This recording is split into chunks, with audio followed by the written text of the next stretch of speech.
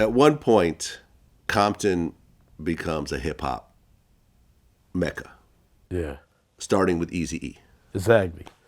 Back in like 82, about 81, 82, we used to cook at his mama's house. At Eazy-E's house. Yeah, cook up the big shit. This is before I went to the prison.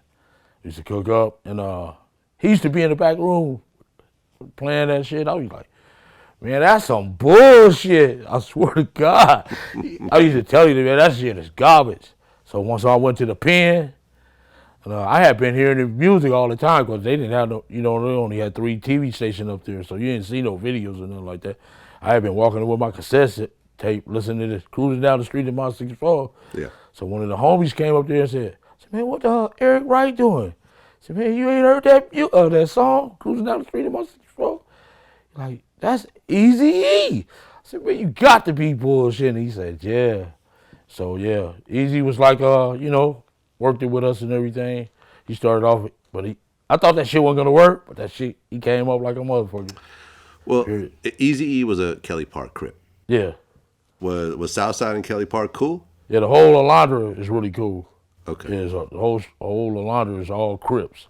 Okay. How big of a drug dealer was Eazy? Before I went, he was just selling like 8 balls and 4.5 and stuff like that. So he never got to kilos or anything? No, he never got to kilos. Okay. He had hit the music industry, hit it rich. Right. So you sell drugs to be successful to get up out that shit.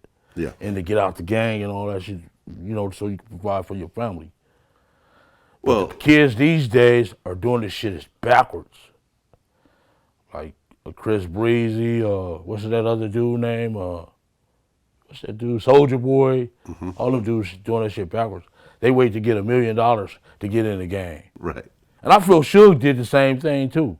Yeah. He waited to got rich to get in the game. Yeah. That was stupid as fuck. I'm quite sure my boy wouldn't have even got with him if he knowed he was going to do that shit backwards like that, because he was a college student. Yeah. Well, we'll talk about all that. Yeah.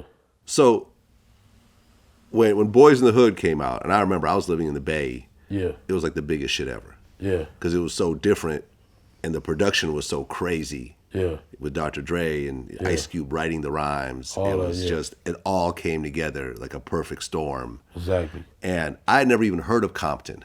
For real? Yeah, because I was living in the Bay. Okay. I wasn't going to, I'd never been to LA. So Compton wasn't this national city, known worldwide how it is now. So he's yelling Compton and everything else like that. And it just put Compton on the hip hop map. Yeah. Well, before then, though, Compton had a lot of athletes, a lot of baseball players like Lonnie Smith, Reggie Smith, what's the other dude, Kenny Landreau. Mm-hmm. Compton had a lot of athletes, football players, basketball players. Dennis Johnson lived on my street, played for the Boston Celtics. He grew up on my block. Yeah. Okay. NWA blows the fuck up. Yeah.